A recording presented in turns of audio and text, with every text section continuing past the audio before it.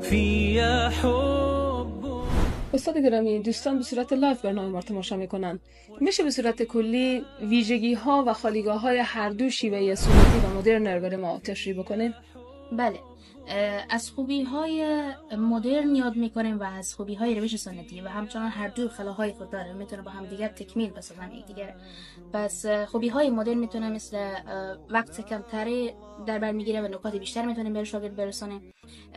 همیشه به دسترس است، یعنی هر زمانی از روز و شب میتونیم مفاهیم شاگرد بتونه به مفاهیم و درس‌ها دسترسی پیدا کنه و از منابع و قاری های مختلف میتونه دنبال کنه، از اونا استفاده کنه. و همچنان روش سنتی باز اصلاح به صورت مستقیم توسط خود استاد هست. استاد تصحیح میکنه مشکلات شاگرد به صورت مستقیم و همچنان از تکنیک های راحت تر استفاده میکنه استاد تا که شاگرد سریعتر یاد بگیره.